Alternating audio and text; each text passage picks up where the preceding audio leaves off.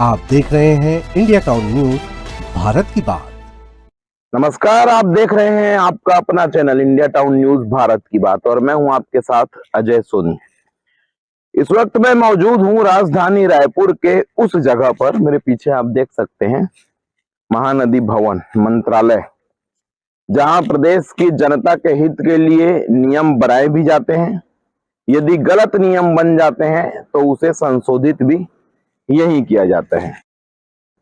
बीते दिनों प्रदेश सरकार ने जमीन को लेके एक गाइडलाइन जारी की, जिसमें सरकारी दर जमीनों के कई गुना बढ़ा दिए गए। 1 गुना 2 गुना नहीं, 200%, 300%।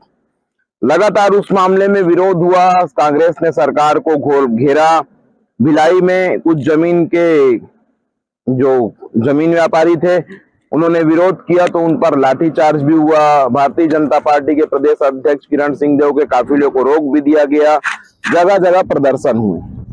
उसके बाद सरकार ने मामले में संशोधन किया कि जमीन की गाइडलाइन गलत बन गई है, उस पर संशोधन होना चाहिए।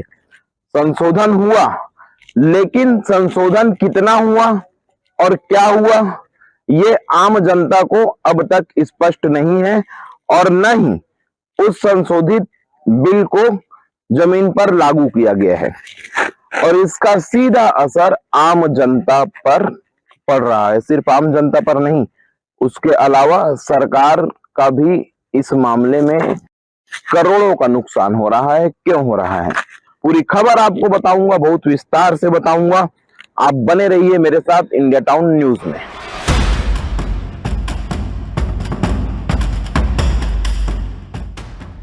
सरकारी आदेश और जमीन पर हकीकत के बीच मूल्य का यह अंतर न सिर्फ राज्य की कमाई घटा रहा है, बल्कि सरकारी रेट 3 गुना होने के कारण लोगों को रजिस्ट्री कराने में भी बड़ी परेशानी झेलनी पड़ रही है।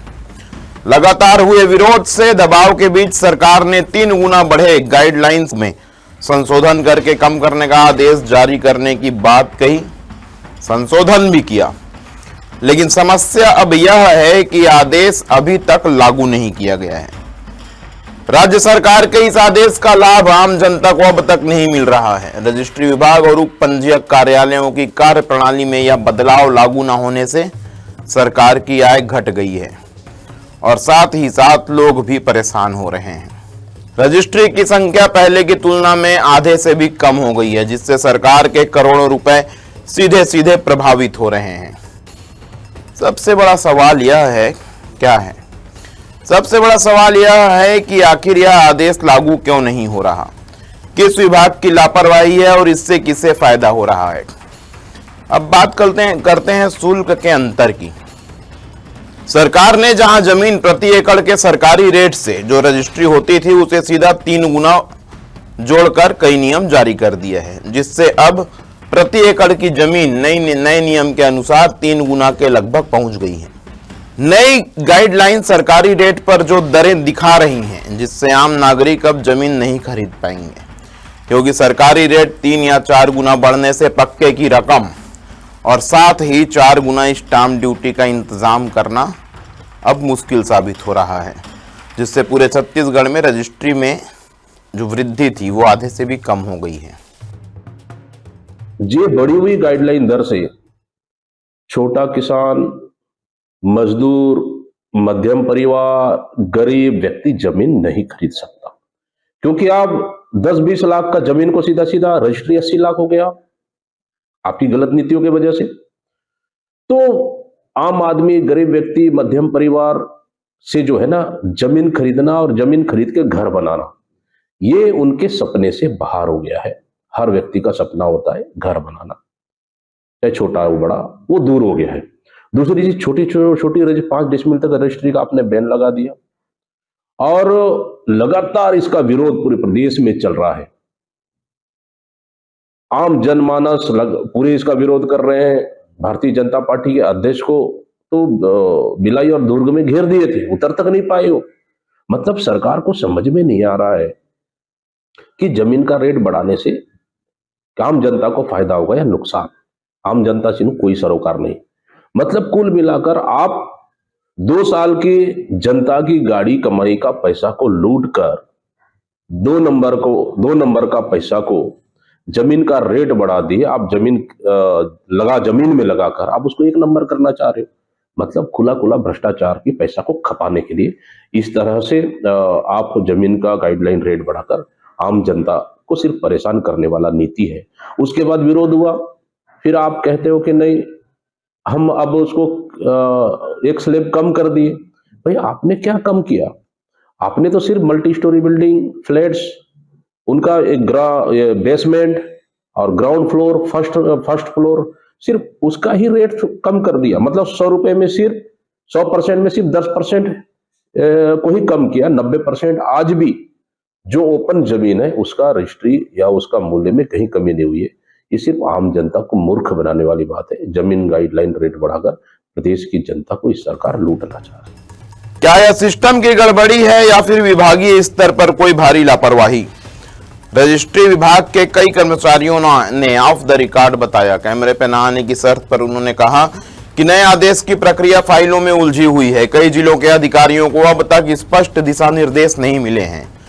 दूसरी तरफ लोग दिन भर दफ्तरों के चक्कर लगा रहे हैं और फिर बढ़े हुए शुल्क पर ही रजिस्ट्री करवाने के लिए मजबूर हैं। आम जनता कह रही है कि जब सरकार ने सरकारी गाइडलाइन रेट कम करने की घोषणा कर दी है तो फिर राहत क्यों नहीं मिल रही है? ब्याज, किस्त, जमीन और लोन का बोझ पहले ही बढ़ा हुआ है।